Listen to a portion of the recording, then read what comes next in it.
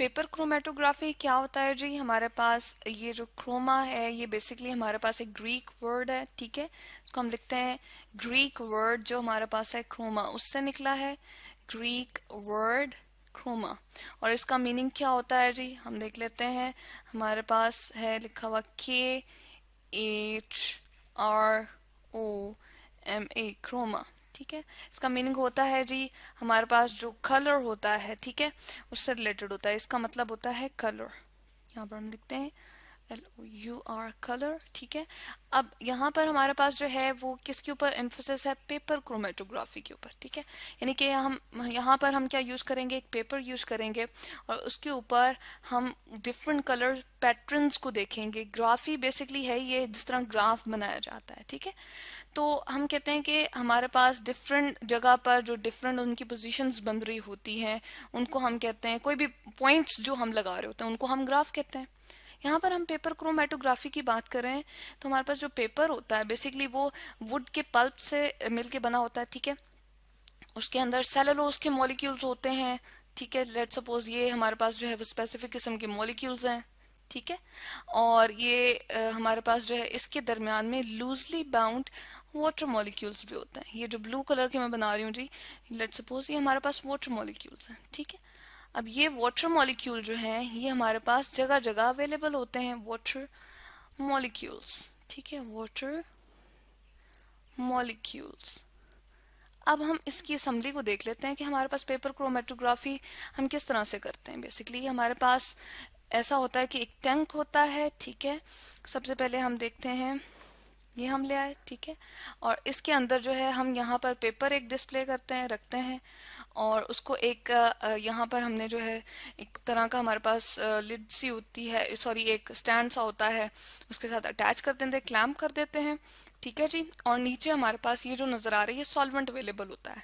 Solvent हमारे पास जो है वो कोई भी हो सकता है, ठीक है। मोस्टली हम यहाँ पर एथेनॉल भी यूज कर रहे होते हैं, एथेनॉल हमने यूज कर लिया, ठीक है। अब क्या होता है कि हमारे पास जो पेपर है उसके अंदर वाटर मॉलिक्यूल्स अवेलेबल हैं, ठीक है। और हमने ये जो है जो क्रोमेटोग्राफी का ये टैंक है ये हमने लिड से कवर किया होता है ताकि सॉल्वेंट बाहर ना निकले, ठीक। अब हमारे पास सॉल्वेंट जो है वो ऊपर की तरफ मूव करता है, ठीक है। पेपर जैसे ही हम रखते हैं तो सॉल्वेंट जो है वो इसके ऊपर किस तरह से चढ़ेगा, अगर हम देखें हमारे पास जो है वो इस तरह से थोड़ा इसका जो है वो बैकग्राउंड अगर हम थोड़ा सा बनाएं तो हमारे पास किस तरह से बनेगा। लेट्स सपोज हमारे पास जो है वो ये सॉल्वेंट है, ठीक है। तो पहले वो हमारे पास इतना था, फिर थोड़ा और मूव कर गया, फिर और मूव करता गया, इस तरह से वो सॉल्वेंट ऊपर की तरफ जो है वो मूव करता चला जाएगा, ठीक है।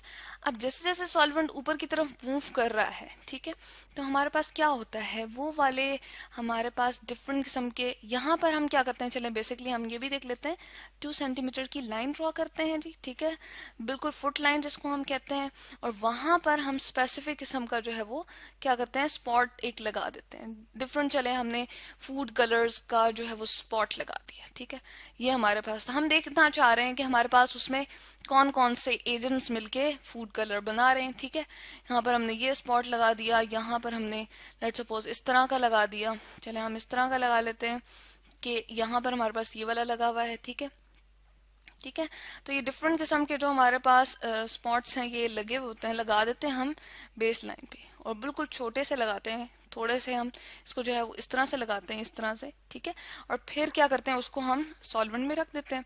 अब जैसे जैसे सॉल्वेंट मूव कर रहा होता है तो वो वाले एजेंट्स या वो वाले पिगमेंट्स जो सॉल्वेंट के अंदर ज्यादा सॉल्युबल होते हैं वो ऊपर तक चले जाते हैं। इसका मतलब ये है कि ये जो येलो है और जो ग्रीन है हमारे पास ये मोर सॉल्युबल हैं इन सॉल्वेंट। यहाँ पर हम लिख देते हैं मोर सॉल्युबल, ठीक है, सॉल्युबल इन सॉल्वेंट। सॉल्वेंट के अंदर वो ज्यादा सॉल्युबल होते हैं, ठीक है जी, इसीलिए वो ऊपर तक चले जाते हैं। क्योंकि सॉल्वेंट ऊपर की तरफ मूव कर रहा है तो इसलिए वो भी उसके साथ सॉल्युबल होते होते ऊपर की तरफ मूव कर जाते हैं, क्योंकि उसमें डिसॉल्व हो रहे हैं, उसमें हल पजीर हो रहे हैं, इसलिए ऊपर चले गए। अब वो वाले पिगमेंट्स जो हमारे पास नीचे मौजूद हैं जैसे कि ये है, चलिए हम इसको डिफरेंट कलर से शो करते हैं। हमारे पास ये वाले रेड वाले हैं, ठीक है, ये क्या है, ये मोर सॉल्युबल इन वाटर मॉलिक्यूल है जो कि हमारे पास पेपर के अंदर मौजूद है, मोर सॉल्युबल इन वाटर, ठीक है, इन वाटर मॉलिक्यूल। सही है, तो हम कहते हैं कि हमारे पास जो है वाटर मॉलिक्यूल्स के अंदर चूंकि ये सॉलेबल हैं, तो इसलिए ये हमारे पास नीचे मौजूद है। ठीक है, अब क्या होता है, क्योंकि वाटर मॉलिक्यूल इनको लूजली करीब ही मिल जाता है, तो इसलिए उसमें ज्यादा सॉलेबल हो जाते हैं, इसलिए नीचे रह जाते हैं। ये पर्पल वाले भी सम एक्सटेंट हमारे पास हैं, लेकिन ब्लूइश थोड़े से हमारे पास जो है ब्लू वाले पिगमेंट्स, इसी तरह से ग्रीन वाले पिगमेंट और येलो वाले फूड कलर, लेट सपोज हमने जो है वो यहाँ पर अगर रखा था, तो वो हमारे पास मोर सॉलेबल हो रहे हैं। किसमें? वो सॉल्वेंट में सॉलेबल हो रहे हैं। जबकि ये वाले जो नीचे हमारे पास रह गए हैं वो किसमें सॉलेबल हैं? वो मोर सॉलेबल हैं वाटर मॉलिक्यूल में। ठीक है, तो इस तरह से हमने पेपर क्रोमेटोग्राफी को देखा है कि पेपर के ऊपर जो हमारे पास डिफरेंट कंपाउंड्स की, या फिर हमारे पास जो पिगमेंट्स की, चले हम यहाँ पर लिख देते हैं पिगमेंट्स, क्योंकि कलर पिगमेंट्स की हम लोग यहाँ पर बात कर रहे हैं। डिफरेंट कंपाउंड्स भी हो सकते हैं, पिगमेंट्स हो सकते हैं, यहाँ पर मैं लिख देती हूँ, या फिर कंपाउंड्स हो सकते हैं हमारे पास कोई भी, क्योंकि ये भी तो स्पेसिफिक हमारे पास कंपाउंड्स ही है ना, या केमिकल्स हो सकते हैं। ठीक है, यहाँ पर हम लिख देते हैं, या फिर हमारे पास कोई भी केमिकल होते हैं। ठीक है, तो इनकी जो हमारे पास होती है केमिकल्स होते हैं, ये सारे जो हमारे पास होते हैं, इनकी डिस्टिंक्शन या इनकी जो डिस्ट्रीब्यूशन है या इनकी सेपरेशन जो है on the basis of solubility हम देखते हैं कि वो सॉलेबल किस चीज में हो रहे हैं। ठीक है, वो हमारे पास सॉल्वेंट में ज्यादा सॉलेबल हो रहे हैं या हमारे पास वाटर मॉलिक्यूल में ज्यादा सॉलेबल हो रहे हैं। ठीक है, तो इस तरह से हमें different colour patterns different position पे जो मिल जाता है, जिसको हम ग्राफी कह रहे हैं, और पेपर के ऊपर मिलता है, तो इस तरह से डिफरेंट कलर्स का जो डिफरेंट हमारे पास पैटर्न बन जाता है और पेपर के ऊपर बनता है, तो इसको ही हम कहते हैं पेपर क्रोमेटोग्राफी। ठीक है, और ये इसकी सारी की सारी असेंबली हमने देख ली है। डिफरेंट किस्म के हम सॉल्वेंट्स को यूज कर सकते हैं, और ये हमारे पास क्रोमा से, ग्रीक वर्ड क्रोमा से मिलके हमारे पास जो है वो निकला है। ठीक है, जिसका मतलब क्या होता है? कलर। तो मेन प्रिंसिपल हमारे पास जो है वो रिलेटिव इनकी सॉलेबिलिटी ही होती है। इनका प्रिंसिपल जैसे कि हमने यहाँ पर देख लिया, यहाँ पर हम लिख भी देते हैं कि इसका मेन प्रिंसिपल क्या है।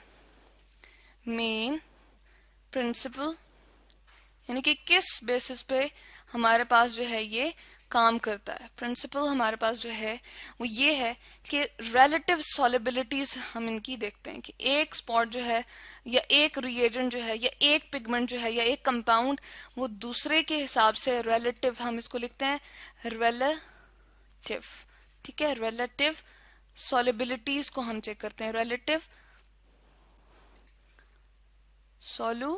यहाँ पर हम लिखते हैं जी सॉल्युबिलिटीज। ठीक है, रिलेटिव सॉल्युबिलिटीज को हम देखते हुए उनकी डिस्ट्रीब्यूशन को चेक करते हैं। ठीक है, तो रिलेटिव सॉल्युबिलिटी जो है वो इनका मेन प्रिंसिपल है, और इस बेसिस पे हमारे पास डिफरेंट स्पॉट्स लग जाते हैं। डिफरेंट डाइज वगैरह, फूड कलर्स वगैरह, पिगमेंट्स वगैरह की जो सेपरेशन होती है हम इसी पेपर क्रोमेटोग्राफी को यूज करते हुए कर लेते हैं। तो ये है जी हमारे पास पेपर क्रोमेटोग्राफी।